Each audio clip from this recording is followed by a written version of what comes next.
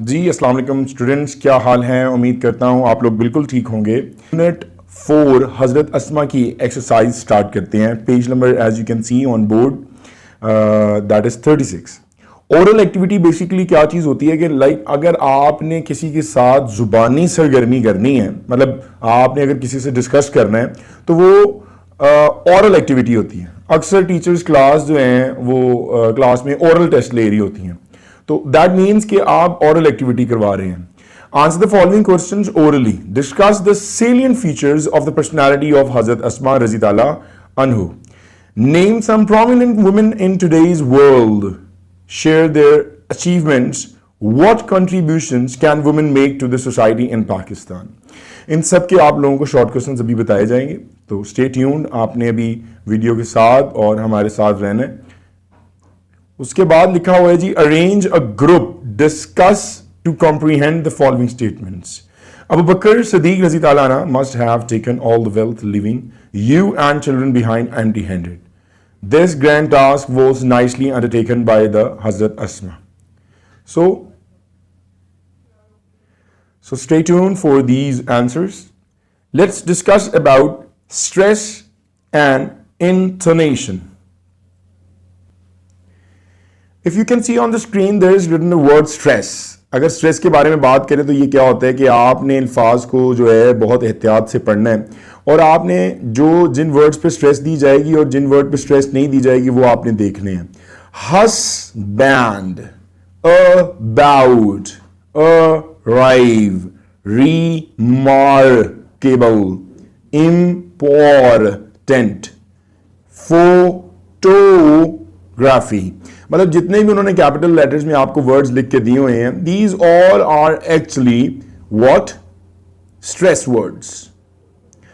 In a dictionary, the mark this shows the main stress in a word.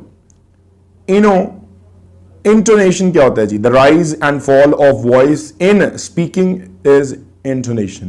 मतलब जिस तरह आप अगर अल्फाज को पढ़ते हैं और पढ़ने के बाद आप पहले अपना जो लेवल है स्पीकिंग का वो थोड़ा सा ऊपर रखते हैं और फिर स्पीकिंग का लेवल नीचे आता है, ये सारी की सारी intonation होती है। The words that are in bold show the intonation pattern. Do you like it? मतलब आपको जब आपने do you like it बोला है तो do पे ज्यादा जोर होगा, फिर उससे कम जोर you पर होगा, उससे कम जोर like पर होगा, और उससे सबसे कम जोर जो है it पे होगा।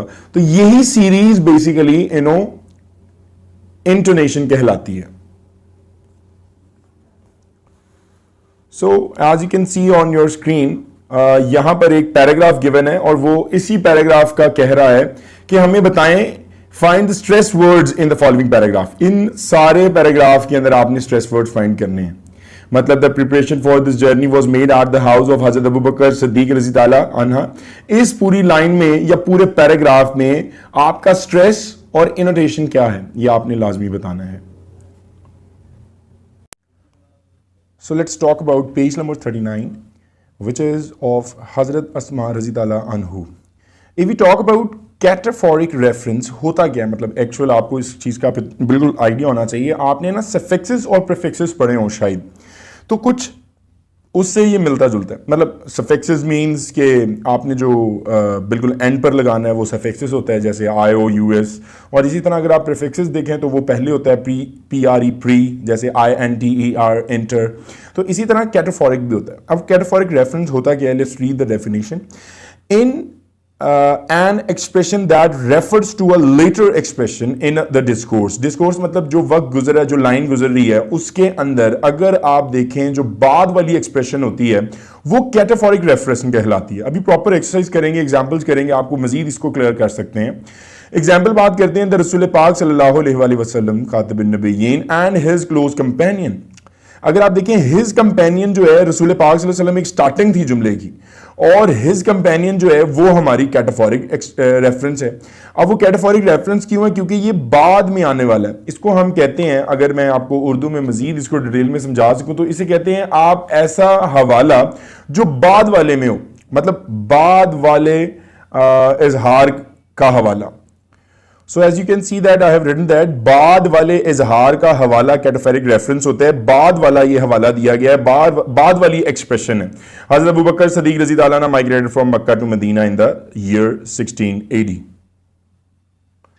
तो इसी तरह अगर एनाफोरिक की बात की जाए तो ये आगाज वाला हवाला कहलाता है। मतलब एनाफोरिक कहते हैं जो शुरू में हो, जैसे an expression that refers to an earlier expression. तो अर्लियर एक्सप्रेशन बेसिकली यहां पर आगाज वाला हवाला कह रहे हैं। In the course, in the discourse मतलब जुमले के अंदर, is called an anaphoric reference. हजरत अस्मा ये आगाज वाला हवाला था जिसकी वजह से हमने इसको अंडरलाइन कर लिया। was amongst the early few who accepted Islam, फिर she was, ये फिर आगाज वाला हवाला है जिसकी वजह से हमने she को अंडरलाइन कर लिया। was the daughter of Hazrat Abu Bakr Siddiq रज़ी अल्लाह अन्हु। So this thing I was just clearing you कि आपको कैटाफोरिक रेफरेंस और एनाफोरिक रेफरेंस क्लियर हो जानी चाहिए। So let's discuss about the exercise of cataphoric and anaphoric reference. Exercise D. Tell whether the references given in these sentences are anaphoric or cataphoric.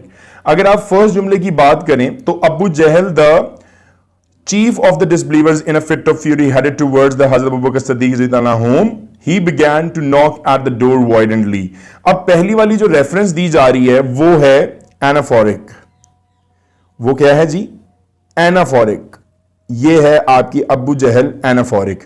उसके बाद जो cataphoric है वो है हजरत अबू बकर सदीक रज़ी अल्लाह अन्हु।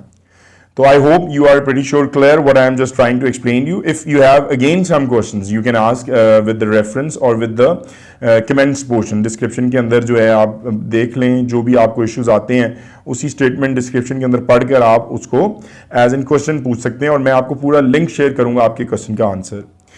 हर grandfather Abu Bakr Quhafa was a disbeliever at that time। अब देखें यहां पर जो हर ग्रैंडफादर है ना ये आपका एनाफोरिक है, और उसके बाद उसी जुमले के अंदर जो आपका कैटाफोरिक है वो अबू जहल है, क्योंकि ये बाद वाला जो है इज़हार है, बाद वाला हवाला है। When Aslam was playing cricket he hurt his hand।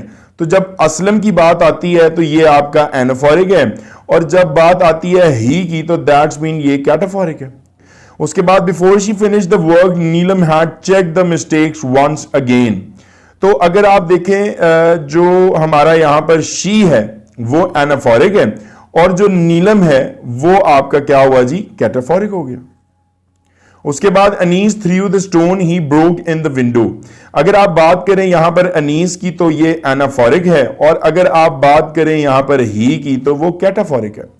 इसी तरह when she entered the room Zeba was surprised to see so many guests। तो यहां पर जो आप कहेंगे कि यहां पर जो she है वो एनाफोरिक है, और उसके बाद जो ज़ेबा है वो आपका कैटाफोरिक है, बाद वाला हवाला है।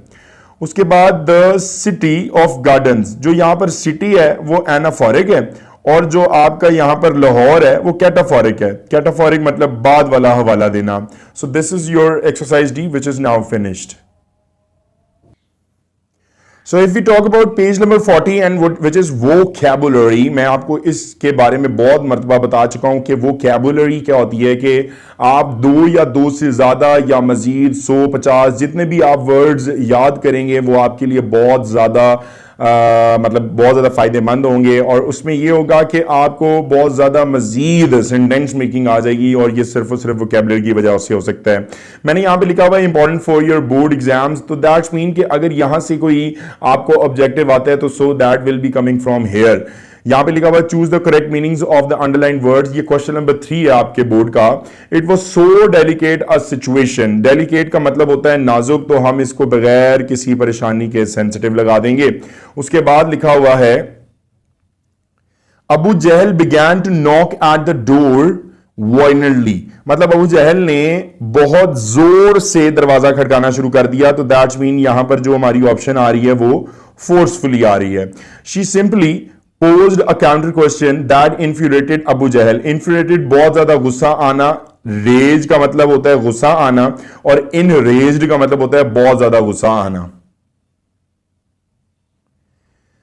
आपका लास्ट एमसीक्यू है, she remain steadfast and did not reveal the secret. Reveal the secret, राज का फाश करना, और यहां पर साबित कदमी है, तो साबित कदमी को हम यहां पर फर्म एंड रेजोल्यूट कहेंगे।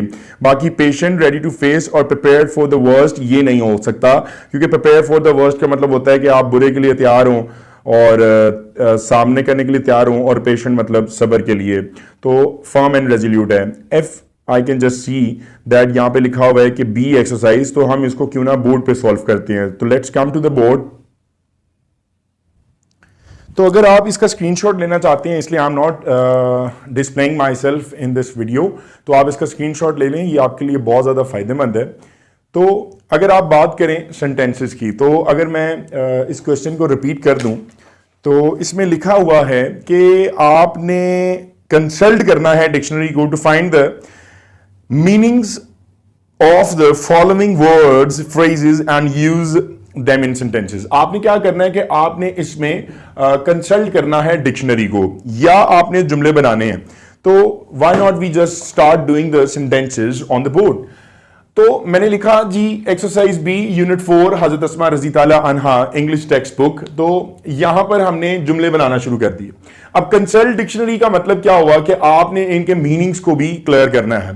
तो यहां पे लिखा हुआ है जी, Nasir was mad with anger and tore his termination orders. वो बहुत ज्यादा गुस्से में आ गया था और उसने अपने टर्मिनेशन ऑर्डर्स जो हैं वो खराब कर दिए। खराब करने से मुराद है कि फाड़ दिए। अब टोर फाड़ने को कहा जा रहा है, और टर्मिनेशन जो है वो जो आपको निकाल दिया जाता है, आपको टर्मिनेट कर दिया जाता है जॉब से, उसको आप टर्मिनेशन ऑर्डर्स कहेंगे। उसके बाद लिखा हुआ है हामिद इन अ फिट ऑफ फ्यूरी। ये भी आपका फ्रेज है। फ्रेज में आपको बताता चलूं क्या होता है जी, group of words which doesn't make any sense is known as आपका फ्रेज। मतलब ऐसा अल्फाजों का मजमुआ जिसकी आपको समझ में नहीं आए, that is something like phrase. Hamid ने बहुत ज्यादा गुस्से में burned the crops of his enemy. उसने बहुत ज्यादा गुस्से में क्या किया कि उसने फसलों को, अपने दुश्मन की फसलों को जला दिया। तो फिट ऑफ फ्यूरी बहुत ज्यादा गुस्से को कहते हैं। Every government expects his ambassador that he would not reveal the secrets. हर हुकूमत जो है वो यही तवक्को करती है कि उनके जो एम्बेसडर्स हैं वो कभी भी राज को फाश नहीं करेंगे अपने मुल्क की। I have a resolute faith in Allah Almighty that He would listen to my prayers। ठीक है, I have a resolute, यहां पर पुख्ता ईमान को कहा जा रहा है, पक्का मजबूत ईमान को कहा जा रहा है। मुझे अल्लाह ताला पर पुख्ता और मजबूत यकीन है कि अल्लाह ताला मेरी दुआओं को जरूर सुनेगा। तो let's discuss N other sentence. यहां पर एलिविएट आपका जो है वो है जुमले का मतलब वर्ड बनाना है, क्योंकि हमने वर्ड्स और फ्रेजेस की बात की है। तो वर्ड्स और फ्रेजेस क्या होते हैं, आपका यहां पर ये वर्ड्स है और फ्रेजेस मैंने आपको अभी पिछले जुमलों में बताए हैं, जैसे कि इन फिट ऑफ फ्यूरी जो है वो ग्रुप ऑफ वर्ड्स हैं which doesn't make any sense is known as phrase. तो यहां पर वर्ड का जुमला बना हुआ है, the present government can not alleviate miseries of the poor. जो आज मौजूदा हुकूमत है वो बिल्कुल भी खत्म नहीं कर सकती है गरीबों की मौजात को, जो भी उनके साथ मसाइब हो रहे हैं, वाकियात हो रहे हैं। उसके आगे लिखा हुआ है द माइग्रेशन ऑफ द रसूल पाक सल्लल्लाहु अलैहि वसल्लम from Mecca to Medina is great even of Islamic history. जो रसूल पाक सल्लल्लाहु अलैहि वसल्लम ने हिजरत की थी, माइग्रेशन हिजरत को कहते हैं, मक्का से मदीना, वो एक बहुत अजीम वाकया है इस्लामी तारीख का। आगे लिखा हुआ है जी, he was my companion on journey. जब मैं सफर पर गया तो वो मेरा साथी था, दोस्त था। उसके बाद अगर आप बात करें, Aslam took refuge in the cave of mountain. यहां पर जो केव रेफ्यूज है वो आपका सिनोनिम है, और आप वर्ड भी कह सकते हैं। तो रेफ्यूज को पनाह कहते हैं। असलम ने पहाड़ के गार में पनाह ली। उसके बाद लिखा हुआ है he gave away all his money among the poor and the needy. उसने अपनी तमाम दौलत जरूरतमंदों और गरीबों में गेव अवे वक्फ कर दी। वक्फ कर देना गेव अवे को कहते हैं। उसके बाद लिखा हुआ है जी एरेडिकेट। ठीक है जी, वैसे ये डिटरमाइन का भी जुमला बन सकता है। द गवर्नमेंट इज डिटरमाइंड, फैसला कर चुकी है, टू एरेडिकेट, जड़ से खत्म करने की करप्शन इन द कंट्री। हुकूमत जो है वो फैसला कर चुकी है कि हम बदउनवानी को इस मुल्क से जड़ से खत्म कर देंगे।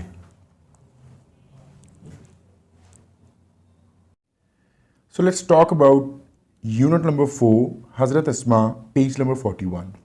अगर आप ग्रामर की बात करें तो there are many types of noun and one of it is also abstract noun. अगर आप देखें तो एब्स्ट्रैक्ट नाउन आपकी स्क्रीन में सामने नज़र आ रही है. वैसे तो मतलब बहुत सी नाउन की टाइप्स हैं, जैसे कॉमन नाउन हो गई, प्रॉपर नाउन हो गई, मटीरियल नाउन हो गई, एब्स्ट्रैक्ट नाउन हो गई, कंक्रीट, काउंटेबल, अनकाउंटेबल. तो उसमें से ये एक एब्स्ट्रैक्ट नाउन लिखा हुआ है. अब एक्चुअली एब्स्ट्रैक्ट नाउन होता क्या है, मतलब किसी की भी खुसूसियत या खूबी को बयान करना आपका एब्स्ट्रैक्ट नाउन कहलाता है. तो हम डेफिनेशन देख लेते हैं. Abstract noun is the name of a quality, action और a state. Abstract nouns are formed from adjectives, verbs and common nouns. Abstract noun बनते कैसे हैं? Common noun से बनते हैं, verb से बनते हैं, adjective से बनते हैं. चलें, let's discuss the example. अगर आप example की बात करें तो यहाँ पे लिखा हुआ है she faced every calamity of life with patience and valor. Valor मतलब बहादुरी, patience मतलब आपके अंदर सब्र और तहम्मुल की बात हो रही है. तो हर आफत को वो सामना कर सकती है, लेकिन किसके साथ? पेशेंस और वेलर के साथ. तो पेशेंस और वेलर इस चीज को बयान कर रहे हैं, शी को, क्योंकि ये शी के अंदर क्वालिटी है, एक्शन है. ठीक है जी. तो अगर आपका जो प्रोनाउन है, ठीक है, जैसे आप नाउन भी कहते हैं, क्योंकि शी एक नाउन भी है, किसी भी शख्स चीज के नाम को आप नाउन कहते हैं, जो कि इस वक्त प्रोनाउन की किस्म में लिखा हुआ है. तो इसको बयान करने वाला मतलब खूबी, ये किसी की खूबी है, कैरेक्टरिस्टिक है, और ये भी किसी की खूबी और कैरेक्टरिस्टिक है. तो इन दोनों को एब्स्ट्रैक्ट नाउन कहा जाएगा. एक्सरसाइज ए की बात करें. Underline the abstract nouns in paragraph 4. So let's come towards the paragraph number 4. So you can see on the page 33 we have some paragraph like it's number 4. अगर आप इसमें एब्स्ट्रैक्ट नाउन की बात करते हैं, ठीक है जी, तो माइग्रेशन जो है वो एक एब्स्ट्रैक्ट नाउन है. ठीक है जी, if I am not wrong, ये जो है ये हमारा माइग्रेशन जो है इसे आप एब्स्ट्रैक्ट नाउन कहेंगे. उसके बाद अगर आप बात करें फिट ऑफ फ्यूरी की, देखें जी, Abu Jahl in a fit of fury, तो ये जो फिट है ये भी आपका एब्स्ट्रैक्ट नाउन है. उसके बाद अगर आप बात करें तो come to the next page which is page number 34. सो अगर इस पे अगर आप बात करें तो रिस्पॉन्स, यहां पर आपके रिस्पॉन्स गिवन है, एब्स्ट्रैक्ट नाउन.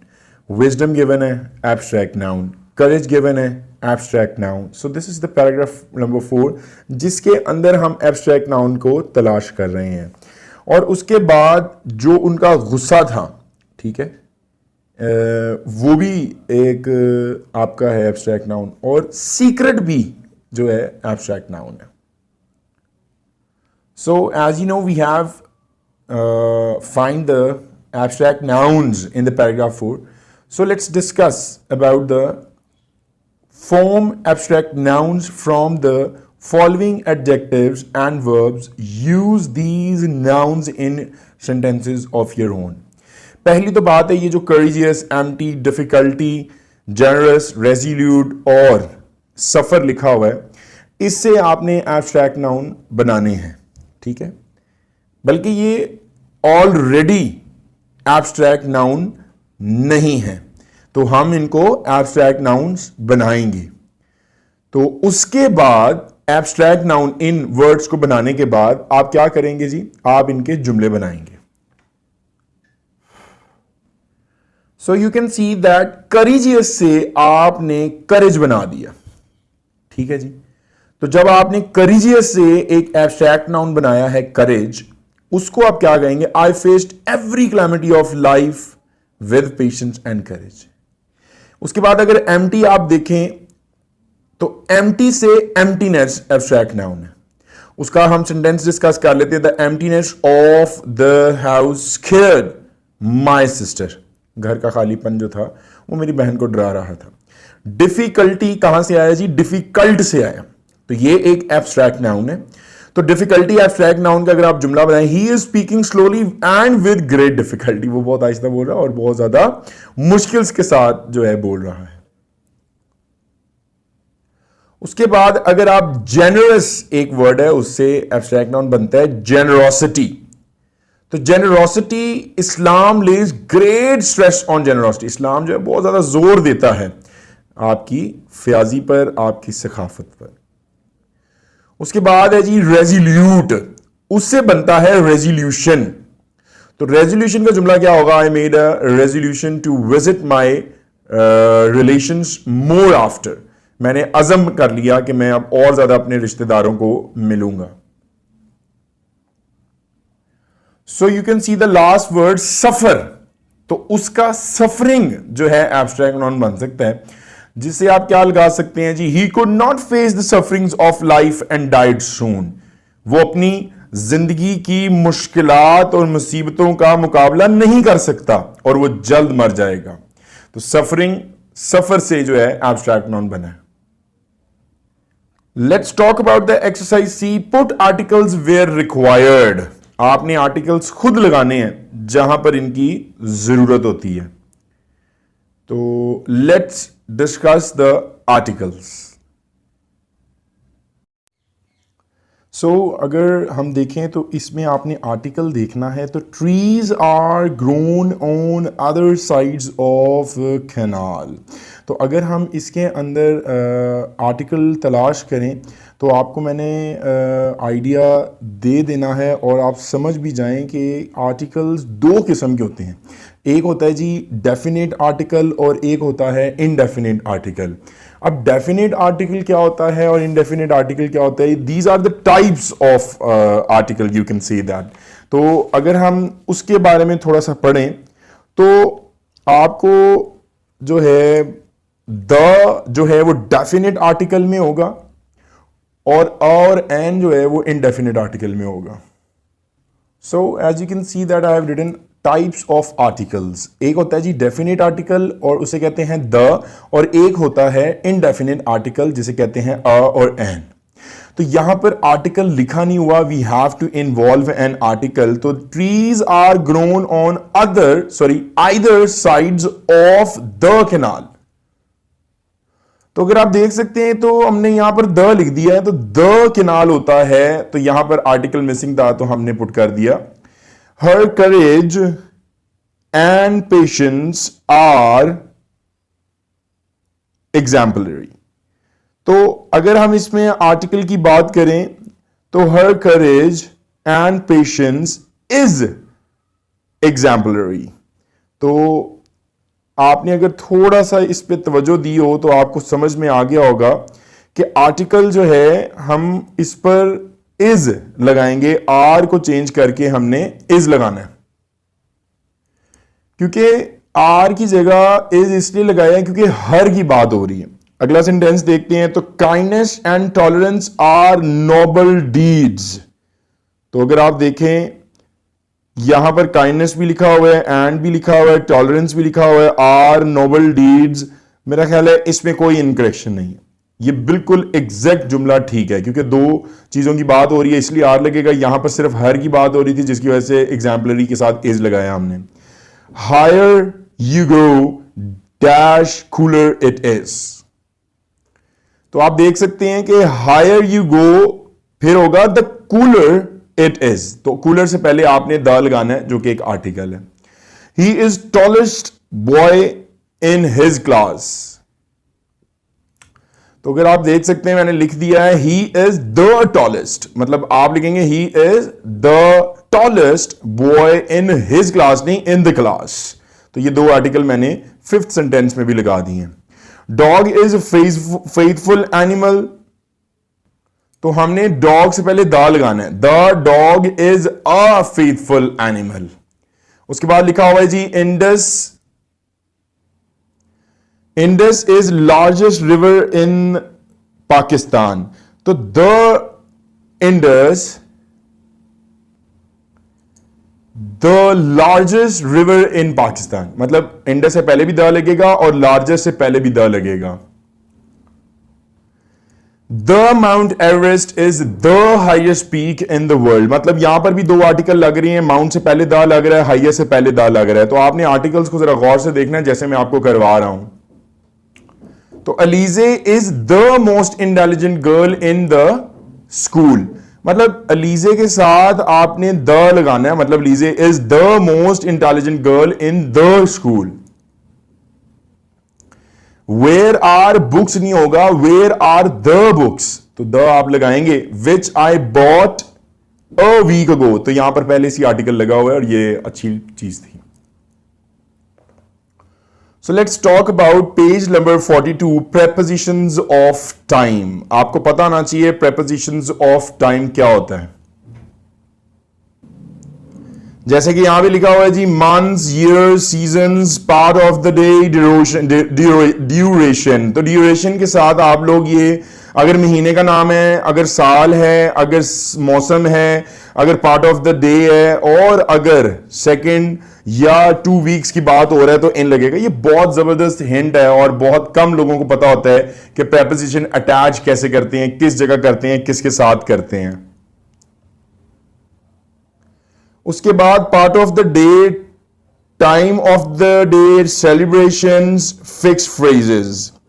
तो एट नाइट भी होता है, noon, at midnight, at 8 o'clock, at midnight, at Eid, celebrations त्योहारों, और fix phrases at the same time, मतलब इन सब के साथ प्रेपोजिशन एट लगेगा आपका।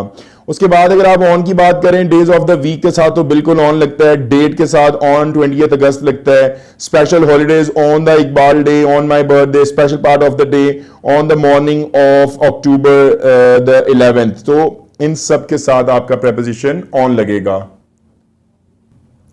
So if you look on exercise D, identify the prepositions in paragraphs 3 and 4 of the unit। Paragraph 3 के अंदर आप देखें तो prepositions अगर हम यहां पर निकालते हैं तो सबसे पहले हमें जो preposition मिलता है वो है for, if you can see। तो पैराग्राफ 3 के अंदर सबसे पहला preposition हमारा क्या है जी, for। उसके बाद हमें अगर preposition मिलता है तो हम कहेंगे वो है हमारा preposition ऑफ। ऑफ भी हमारा एक प्रेपोजिशन है, तो जहां जहां आपका ऑफ है या इन है, ये सब के सब आपके प्रेपोजिशन की तरह पर यूज हो रहे हैं। और अगर आपका ऑफ भी है तब भी आपका प्रेपोजिशन यूज हो रहा है। और अगर आपके लिए यहां पर फॉर, FOR, फोर का लफ्ज है, जैसा कि हमारी फर्स्ट लाइन में फोर का लफ्ज था, तो ये जितने भी प्रेपोजिशंस हैं यहां पर आप इनको अंडरलाइन करें ताकि आपकी प्रैक्टिस हो जाए कि यहां पर प्रेपोजिशंस कितने हैं। तो ये ऑफ, इन, और ये जो आपका ऑन और ये जो एड है, ये सब के सब आपके क्या हैं, प्रेपोजिशंस हैं। और पैराग्राफ 4 के अंदर भी देखें तो यहां पर एड लिखा हुआ है, एड भी आपका प्रेपोजिशन है, ठीक है जी। उसके बाद अगर आप देखें तो यहां पर टू लिखा हुआ है, तो टू भी आपका प्रेपोजिशन है, ठीक है जी। उसके बाद अगर आप देखें तो यहां पर विद भी आपका जो है प्रेपोजिशन है, विद करेज कह सकते हैं, विद गुड रिस्पॉन्स कह सकते हैं। तो ये जितने भी विद, ऑफ, फॉर हैं, ये सब के सब आपके क्या हैं, प्रेपोजिशंस हैं। If I can search it quickly, there it is, of. This response shows the wisdom and courage of Hazrat Asma, ठीक है जी। She is politely replied, how would I know। तो ये जितने भी पैराग्राफ 4 के अंदर प्रेपोजिशन है उनको भी आप अंडरलाइन करेंगे। एक्सरसाइज अगर आप ई की बात करें तो लिखा हुआ है fill the blanks with suitable prepositions given below। तो आप देखें द रसूल सल्लल्लाहु अलैहि वसल्लम माइग्रेटेड फ्रॉम आएगा, बिटवीन, आफ्टर, इनटू नहीं आएगा। From Mecca to Medina in 222 AD। Abu Jahl in a fit of fury, मतलब अगर आप देखें तो यहां पर in a fit of fury headed towards हज़रत अबू बकर सदीक रज़ी ताला अन्हाज होम। तो in a fit of fury यहां पर इसका प्रेपोजिशन है। उसके बाद he began knocking the dash the door. तो अगर आप डैश द डोर की बात करें तो हमारे नजरिए में तो एट द डोर वायलेंटली आ रहा है। तो आई थिंक आपको ये क्लियर हो चुका होगा कि ही began knocking at the door violently, तो यहां पर प्रेपोजिशन एट है। उसके बाद अगर आप देखें at this she ran instantly dash a corner of the home, to आएगा, थ्रू इनटू, टूवर्ड्स, ये वाली ऑप्शंस इनकरेक्ट हैं। She has resolute faith in Allah almighty, of at to जो है इसमें नहीं फिट होगा।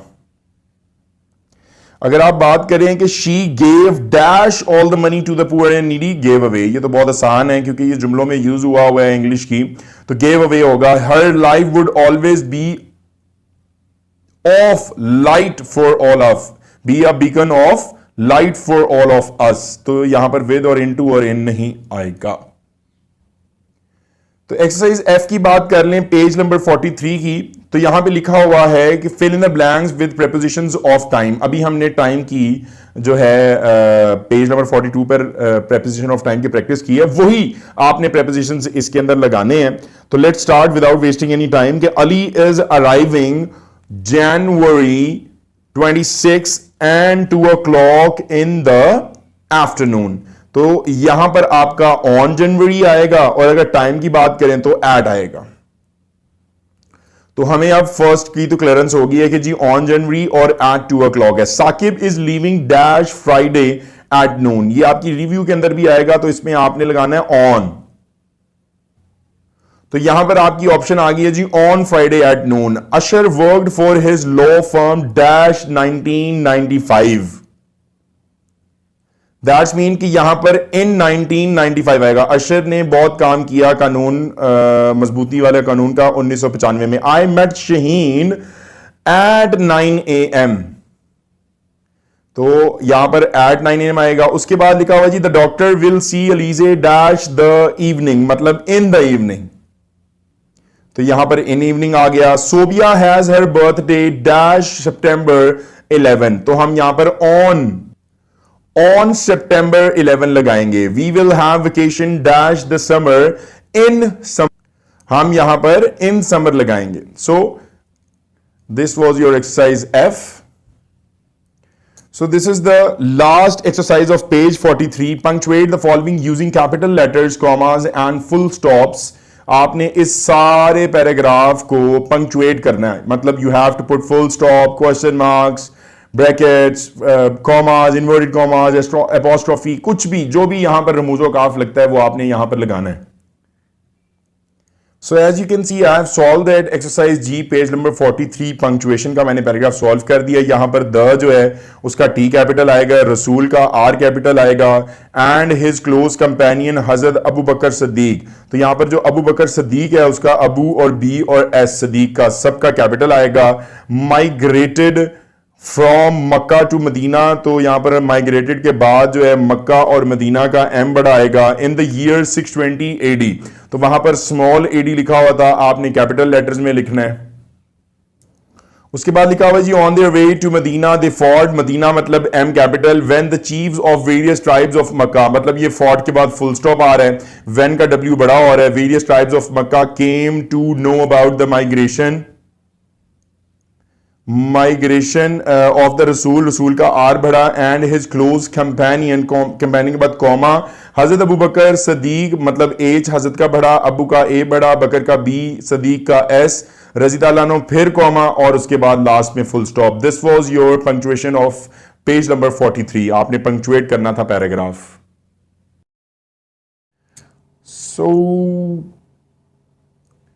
So let's discuss page number 44, Hazrat Asma Raziyallahu anha, writing skills. As I have told you in the previous videos that writing skills is basically, अगर आप बात करें writing skills की, तो ये जो आपकी 4 लाइन वाली इंग्लिश की नोटबुक्स हैं, आपने उस पर अपने राइटिंग स्किल्स को सीखना है।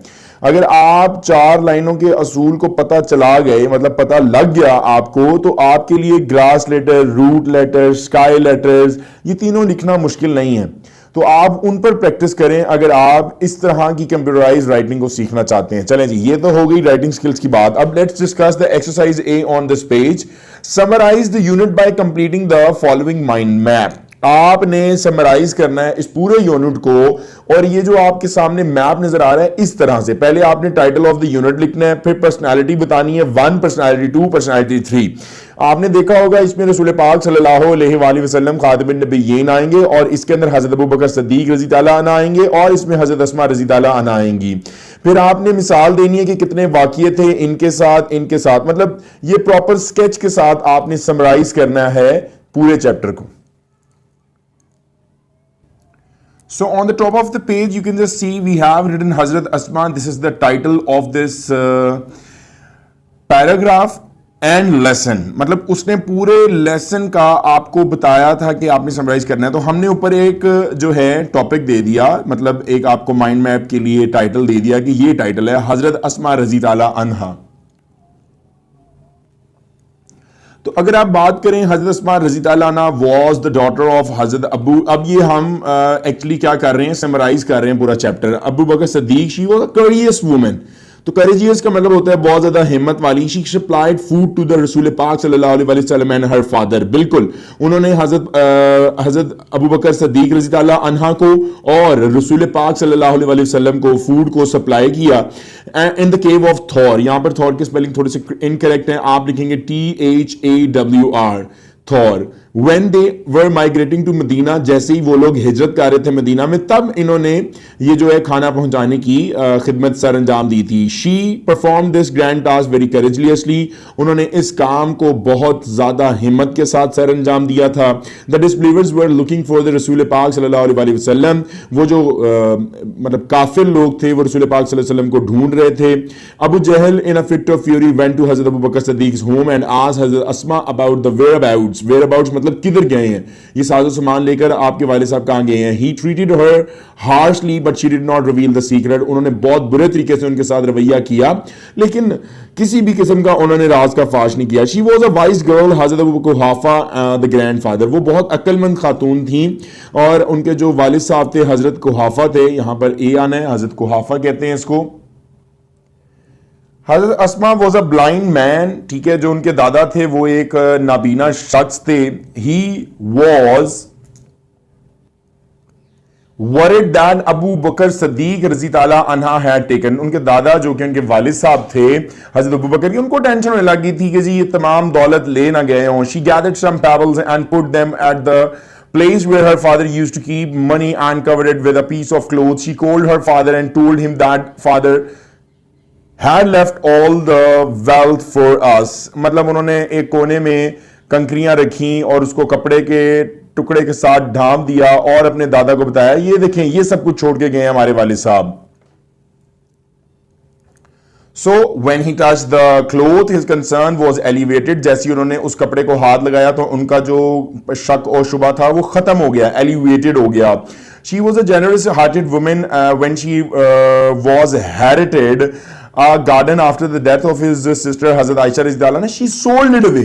कैसी सखी दिल और फ्याजी वाली खातून थी कि उनको जो अपनी सुतीली बहन हजरत आयशा ने जो बाग दिया था विरासत में वो बेच दिया उन्होंने, और अपने जितने भी आसपास के गरीब और जरूरतमंद थे उसमें पैसे तकसीम कर दिए। She lived a life of hardship and sufferings but she always remained unswerving, मतलब उन्होंने सारी जिंदगी मुश्किल और मुश्किलात में गुजार दी और ताकि वो जिंदगी को हमेशा साबित कदमी से रह सकें, ठीक है जी, साबित कदमी से जो है अपनी जिंदगी गुजार सकें।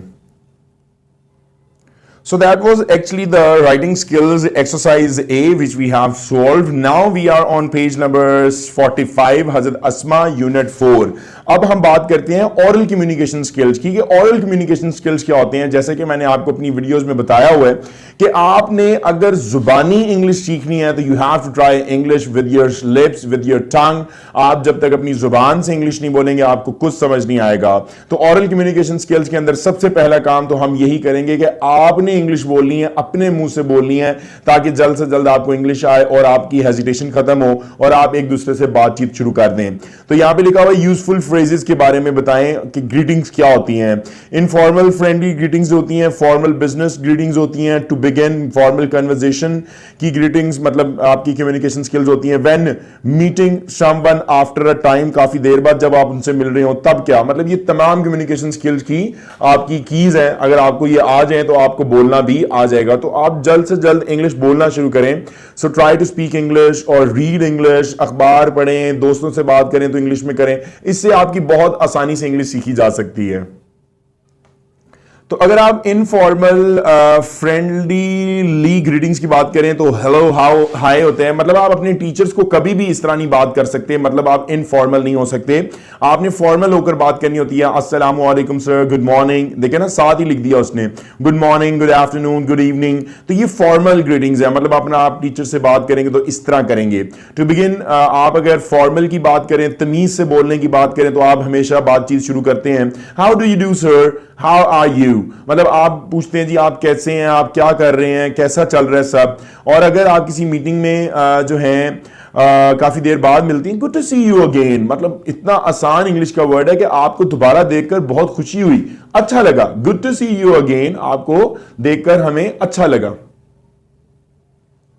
उसके बाद अगर आप इनफॉर्मल फ्रेंडली ग्रीटिंग्स के अंदर अपने आप का तारुफ करवा रहे हैं तो आप कैसे कराएंगे, I would like to introduce myself, I am sir Shahzad, ठीक है जी सर मेहरान शहजाद। तो अगर आप अपने आप का इनफॉर्मल इंट्रोडक्शन करवाते हैं तो इस तरह कराएंगे कि मैं अपने आप को मुतारिफ करवाता हूं, मेरा नाम ये है।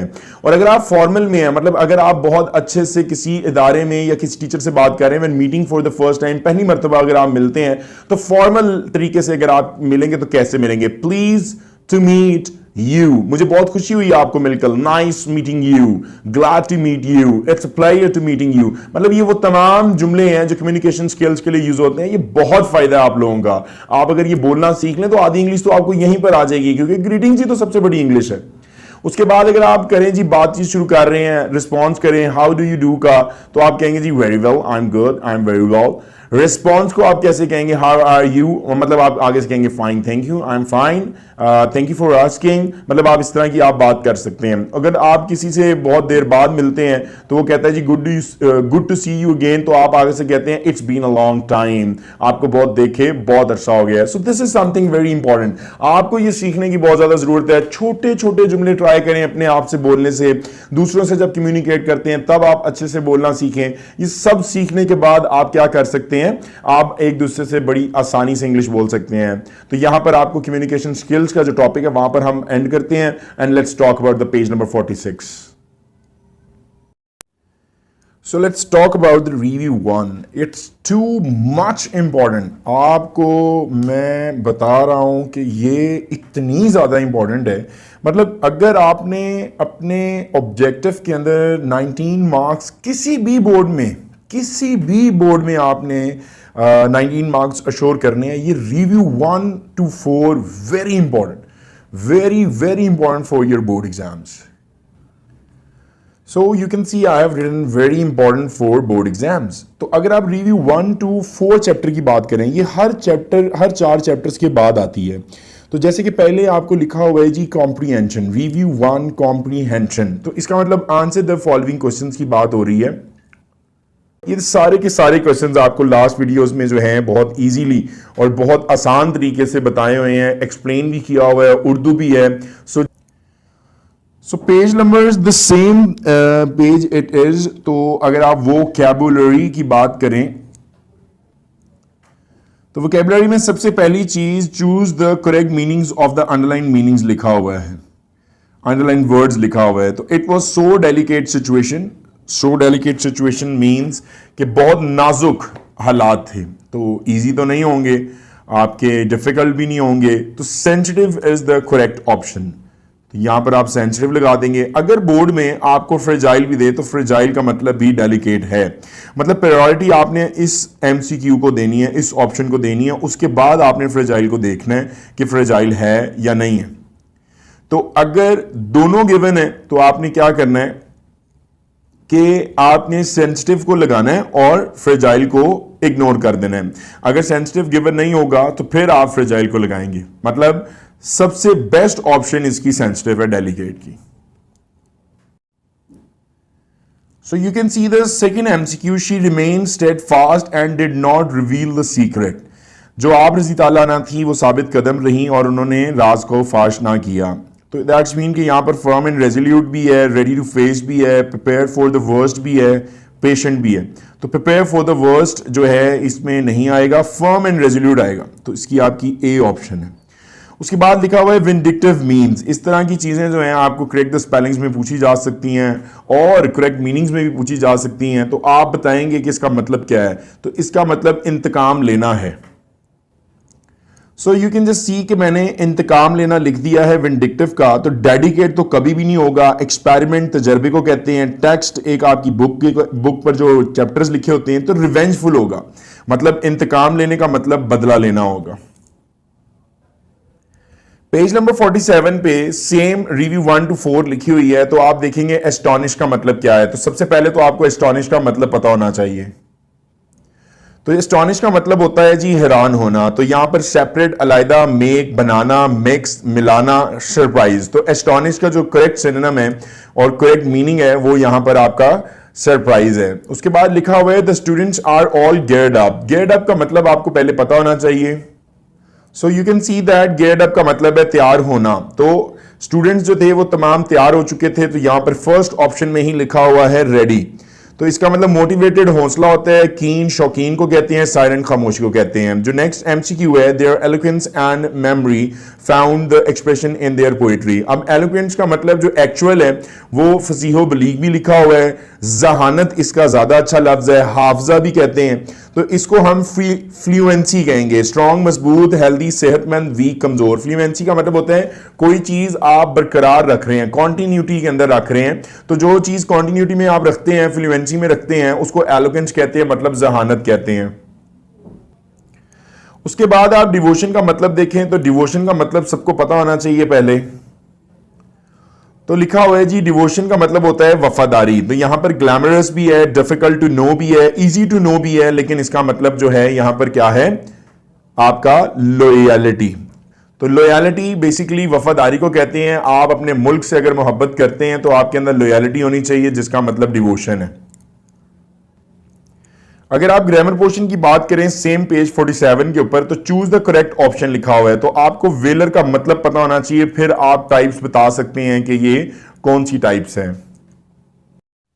सो we talk about that the valour is a an dash. मतलब अगर आपको पता मीनिंग पता होगा तो फिर ही आप बता सकेंगे कि ये कौन से नाउन्स हैं। तो आपने ज़रा ये डिटेल से सुनना है कि ये नाउन्स क्या चीज़ें हैं, मतलब ये क्या होते हैं, इनकी टाइप्स है ना ये नाउन की। तो आप अगर अच्छे से सुनेंगे तो आपको पता चल जाएगा कि वेलर जो जिसका मतलब बहादुरी है वो क्या इन चारों ऑप्शन में से है। अब अगर आप मटीरियल नाउन की बात कर लें तो मटीरियल नाउन एक्चुअली है क्या। मटीरियल एक लफ्ज़ मटीरियल से ही निकला है। जैसे कि आप देखें कि एक लकड़ी है, वो एक टेबल का मटीरियल है। मतलब टेबल बनाने के लिए लकड़ी इस्तेमाल होती है। जैसे अगर आपने देखा हो कि अगर आप प्लास्टिक है, ग्लास है, इन चीज़ों से दूसरी चीज़ें बनती हैं, तो वो मटीरियल नाउन है। काउंटेबल नाउन ऐसी चीज़ें जो गिनी जा सकती हों। जैसे कि क्लास में बॉयज़ कितने बैठे हैं, गर्ल्स कितनी बैठी हैं, वो गिनी जा सकती हैं, वो काउंटेबल नाउन है। अगर आप अनकाउंटेबल नाउन की बात करें तो अनकाउंटेबल नाउन जो होते हैं वो गिने नहीं जा सकते। मतलब कि आपकी सैंड, आपकी रेत, मतलब कुछ भी, तो वो चीज़ें गिनी नहीं जा सकती, तो उसे आप अनकाउंटेबल नाउन कहेंगे। और अगर आप एब्स्ट्रैक्ट नाउन की बात करें तो abstract noun is a quality और कैरेक्टरिस्टिक। मतलब किसी की भी खूबी या खासियत को बयान करने वाला नाउन या प्रोनाउन कहलाता है एब्स्ट्रैक्ट नाउन। यहां तक कि एडजेक्टिव को भी कहते हैं। तो ये जो इसकी करेक्ट ऑप्शन है वो है एब्स्ट्रैक्ट नाउन। मतलब कि आप जो है वेलर को एब्स्ट्रैक्ट नाउन कहेंगे। उसके बाद अगर हम बात करते हैं कि ये जो some are born great, the underline word is a an. अब सम क्या चीज है, उसके लिए भी अब आप इन चारों ऑप्शंस के लिए आपको पता होना चाहिए कि क्या चीज आपकी सिलेक्ट है और क्या चीज सिलेक्ट नहीं है। तो पोजेसिव प्रोनाउन क्या चीजें होती हैं, जैसे कि I am holding a pen of some a person. तो अगर ए पर्सन का ये पेन है लेकिन अभी इस वक्त ये मेरे हाथों में है, तो दैट्स मीन कि ये जो आपके पास चीज है उसको आप कहते हैं मलकियत में है आपकी, तो पोजेसिव प्रोनाउन मलकियत को कहते हैं। So you can see I have written some words like mine, her, his, yours. ये ऐसे possessive pronouns हैं like जिसके अंदर मलकियत जाहिर हो रही है। ये mine, it's mine, ये मेरा है। It's her, ये उसका है। It's his, ये उसका है। Yours, ये तुम्हारा है। तो अगर आप इनकी बात करें तो ये possessive pronoun है। इनडेफिनेट प्रोनाउन क्या होता है? ऐसी चीज जिसके बारे में आप बता ना सकें। इसका अगर ऑपोजिट आपको याद हो जाएगा तो इनडेफिनेट भी आपको याद हो जाएगा। जैसे कि अगर मैं बात करूं डेफिनेट, डेफिनेट अमाउंट या डेफिनेट प्रोनाउन को कहते हैं कि पता हो, मालूम हो एग्जैक्ट चीज है क्या। तो इनडेफिनेट प्रोनाउन के अंदर अगर आप देखें तो हमें चीजों का पता नहीं होता, वो इनडेफिनेट होती हैं। डेफिनेट के अंदर मतलब क्लास में कितने बॉयज बैठे हैं मैं आपको बता सकता हूं, वो डेफिनेट प्रोनाउन है। और अगर मैं आपको नहीं बता सक रहा तो दैट्स मीन वो इनडेफिनेट है। तो सम हमें नहीं पता कि जो है पैदा हुए हैं, बड़े अजीम लोग पैदा हुए हैं, लेकिन हमें नहीं पता कि सम कितने लोग हैं, तो दैट्स मीन इसकी जो करेक्ट ऑप्शन है वो इनडेफिनेट है। Personal pronoun first person, second person, third person को कहते हैं, जैसे कि he, she, it, I, we, they, you. तो पर्सनल प्रोनाउन बिल्कुल भी नहीं हो सकता। रिफ्लेक्सिव प्रोनाउन क्या चीज है? ऐसा प्रोनाउन जिसके साथ हर या देम या कोई भी प्रोनाउन जिसके साथ सेल्व्स या सेल्फ लगता हो वो रिफ्लेक्सिव प्रोनाउन कहलाता है।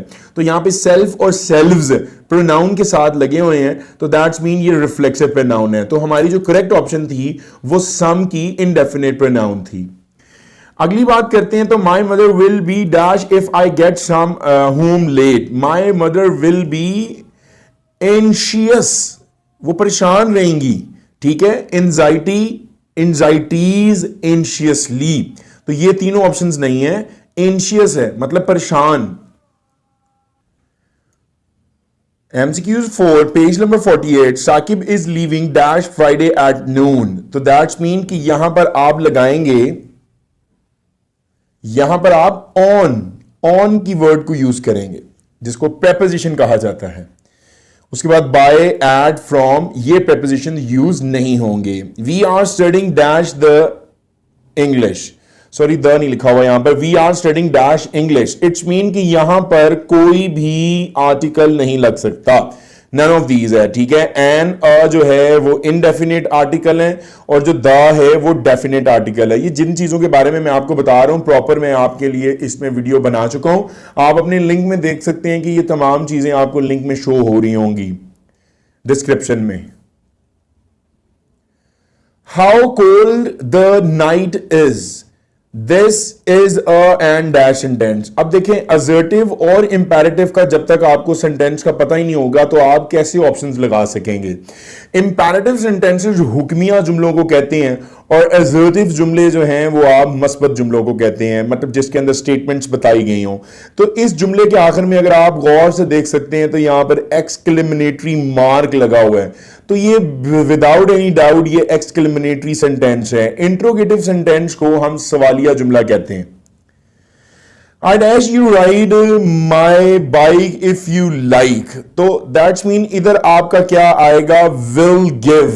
अगर तो तुम राइड करना चाहते हो तो मैं अपनी बाइक तुम्हें देना पसंद करता हूं। I will give you ride my bike if you like, अगर तो तुम्हें पसंद है तो मैं अपनी बाइक तुम्हें दे सकता हूं। had given, gives, give नहीं आएगा, ठीक है। गिव और गिव्स जो है ये प्रेजेंट इंडेफिनेट के हैं और ये पास्ट इंडेफिनेट का, तो यहां पे बिल्कुल भी नहीं आएगा। तो आपका जो है विल गिव इसकी करेक्ट ऑप्शन है। So you can see the MCQs 8, you dash be punctual, ठीक है। तो तुम्हें पंक्चुअल होने की जरूरत है। You should be punctual, ought to be, must, would, ये भी यहां पर नहीं आएंगे। अगली बात करते हैं, तो द बॉय लाफ्स लाउडली, ठीक है जी। अब हमें पता तो होगा इन चारों ऑप्शंस का, लेकिन कुछ स्टूडेंट्स हैं जिन्हें पता ही नहीं है इन ट्रांजिटिव क्या होते हैं। तो मैं आपको बता देता हूं कि ट्रांजिटिव क्या होता है। तो जो इन ट्रांजिटिव है वो हम कहते हैं मेन वर्ब प्लस नथिंग, मतलब इन ट्रांजिटिव जो होता है वो उसके साथ ऑब्जेक्ट नहीं होता। अब ट्रांजिटिव जो होता है उसके साथ ऑब्जेक्ट होता है। मेन वर्ब के साथ ऑब्जेक्ट का होना ट्रांजिटिव कहलाता है। मेन वर्ब के साथ ऑब्जेक्ट का ना होना इंट्रांजिटिव कहलाता है। रेगुलर इरेगुलर में क्या फर्क है? अगर आप देख सकते हैं स्क्रीन पे, तो रेगुलर वर्ब जो बचपन से आप पढ़ते आ रहे हैं, ठीक है जी, तो जितनी भी आपकी ईडी वाली है, ठीक है जी, ईडी वाली जितनी भी आप पढ़ते आ रहे हैं तो वो आपकी क्या है? Regular verb. और इरेगुलर वर्ब क्या है आपकी? कि जितनी भी आपने ईडी के बगैर पढ़ी है, जैसे कि मैंने यहां पे लिख दिया कैच, कॉट, मतलब इसके अंदर ईडी नहीं लग सकता। तो जितनी भी ईडी वाली फॉर्म ऑफ वर्ब है, मतलब अगर आप देख सकते हैं तो दैट्स मीन कि वो क्या है? रेगुलर वर्ब है। इरेगुलर वर्ब होता है जिसके अंदर फॉर्म ऑफ वर्ब के अंदर ईडी आता ही नहीं, तो वो होता है कैच या कॉट। अब ये जो लाफ है ये आपका रेगुलर वर्ब है, ये आपकी ऑप्शन क्या है? Regular. The boy laughs loudly. अब आप कहेंगे ये ट्रांजिटिव इंट्रांजिटिव क्यों नहीं है? क्योंकि ये ऑब्जेक्ट नहीं है लाउडली, ये एडवर्ब है। तो लाफ्स, लाफ्ड, लाफ्ड, तो वो रेगुलर वर्ब होगा। तो इसलिए इसकी जो करेक्ट ऑप्शन है 9th एमसीक्यू की, वो रेगुलर वर्ब है। सो अगर आप देखते हैं आपका लास्ट एमसीक्यू रिव्यू 2 का रह गया है, अगर आप गौर से देखें, open the window the passive voice of this sentences, इसके रूल्स होते हैं। तो ये एक्टिव पैसिव, उसका भी लिंक मैं आपके साथ शेयर कर देता हूं डिस्क्रिप्शन के अंदर, वो आप देख लें एक्टिव पैसिव के रूल्स क्या होते हैं। ओपन द डोर एक हुक्मिया जुमला है कि जाओ जाकर दरवाजा खिड़की खोल आओ। तो let the window be opened, तो यहां पर जो लेट आ रहा है और जो बी आ रहा है वो इसकी करेक्ट ऑप्शन है। Let the window open, the window be open, window let be open, ये नहीं है। मतलब let the window be open, ये करेक्ट इसकी ऑप्शन है। तो इसके साथ ही आपकी जो रिव्यू 1 चैप्टर 1 से लेकर 4 तक है, उसके एमसीक्यूज रिजॉल्व हो चुके हैं, सॉल्व हो चुके हैं। इनकी जितनी भी ग्रामर्स हैं उनके भी लिंक डिस्क्रिप्शन में शामिल हैं। इनकी जितनी भी क्या कहते हैं आपकी ग्रामर पॉइंट ऑफ व्यू है, एक्टिव पैसिव है, कुछ भी है, तो वो डिस्क्रिप्शन में मौजूद है, आप क्लिक करें, same you will be going the that video. अगर फिर भी आपको कोई प्रॉब्लम है, आपने कमेंट करना है और उसी कमेंट के साथ मैंने लिंक देना है, आपके सवाल का आपको जवाब मिल जाया करेगा। पेज नंबर 49 की बात करते हैं तो रिव्यू 1 यूनिट 1 to 4 से आप लास्ट पोर्शन पर आ चुके हैं। राइटिंग स्किल्स क्या होते हैं, जैसे कि मैंने आपके लास्ट वीडियो में बताए हुए हैं राइटिंग स्किल्स क्या होते हैं, सो आपने उनको लाजमी देखना है। Right a paragraph on any social issue और टॉपिक, आपने अपनी राइटिंग स्किल्स को डेवलप करना है, तो प्लीज आप आज से खुद लिखना शुरू कर दें। जब तक आप लोग खुद नहीं लिखेंगे आपकी राइटिंग स्किल्स नहीं बढ़ सकते। Write at clear topic sentence, देखें आपने क्या करना है कि जब भी आपने कोई भी पैराग्राफ या पैसेज लिखना है, उसकी फर्स्ट लाइन क्या होता है? टॉपिक सेंटेंस होता है, ठीक है। पैराग्राफ की first line topic sentence. Supporting details क्या होनी चाहिए? अगर आप एक सोशल इशू के बारे में लिख रहे हैं, आप सबसे पहले एग्जांपल्स देंगे, डेफिनेशन देंगे, उन्हीं इश्यूज को कंपेयर करेंगे, फिर आप क्लैरिफिकेशन, जिसको एक्सप्लेनेशन भी कहते हैं, ये मेन आइडिया को आपकी क्लिक करती है। उसके बाद लिखा हुआ use appropriate pronoun antecedent and antecedent और relationship and transitional devices within the paragraph. Order of arranging details example general to specific sequential etcetera. मतलब इन तीनों या चारों बुलेट्स को इस्तेमाल करके आपने बेसिकली एक टॉपिक लिखना है जिसको कहते हैं सोशल इशू के बारे में, मतलब समाजी मसला। ओरल कम्युनिकेशन स्किल्स क्या होते हैं? जब तक आप एक दूसरे से बात करना नहीं सीखेंगे, हाउ आर यू डूइंग, इस तरह की चीजें नहीं करना सीखेंगे तो आपको ओरल कम्युनिकेशन स्किल्स नहीं आएंगे। Select and use appropriate expressions for various functions, ask and respond to the questions of academic and social nature. तालीमी और समाजी कुदरत के बारे में सवाल भी करने हैं, पूछने भी हैं और उनका जवाब भी देना है ओरल कम्युनिकेशन में। इसमें लिखने वाली कोई चीज नहीं है। Ask and express preferences, emotions, wishes, needs and requirements by giving reasons. आपने वजूहात देनी है और वो एक्सप्रेस करने अपने एहसासात, अपनी ख्वाहिशात, अपनी जरूरियात, अपनी जितनी भी आपकी रोजमर्रा की जरूरियात हैं उसके बारे में। Express satisfaction, dissatisfaction, approval, disapproval, agreement, disagreement, fully and partially, politely. मतलब आपने अगर किसी को कम्युनिकेट कर रहे हैं तो आपने बताना है कि आप मुतमईन हैं, नहीं हैं, आप अप्रूवल दे रहे हैं, नहीं दे रहे हैं, आप रजामंद हैं या नहीं रजामंद हैं, इत्तेफाक कर रहे हैं या मुतफिक नहीं है। एक्सप्रेस रिफ्यूजल पोलाइटली, ठीक है। जब भी आपने कम्युनिकेशन के अंदर मतलब आपकी इंग्लिश बात हो रही है, आप इनकार करेंगे तो आपने बड़े शाइस्तगी से, बड़ी नरमी से जो है आपने रिफ्यूज करना है। Seek and offer piece of advice, हमेशा कम्युनिकेशन स्किल के अंदर आपने पेशकश करनी है कि जी हाँ जी आप मुझे नसीहत दें, पीस ऑफ एडवाइस करें आप। और सीक का मतलब होता है आप हासिल कर सकते हैं। सो दिस वाज योर एक्सरसाइज 4, मतलब यूनिट 4 का एंड 49 पेज नंबर पर हो चुका है। इंशाल्लाह नेक्स्ट वीडियो में आपके साथ हाजिर होते हैं। Thank you so much. Allah Hafiz.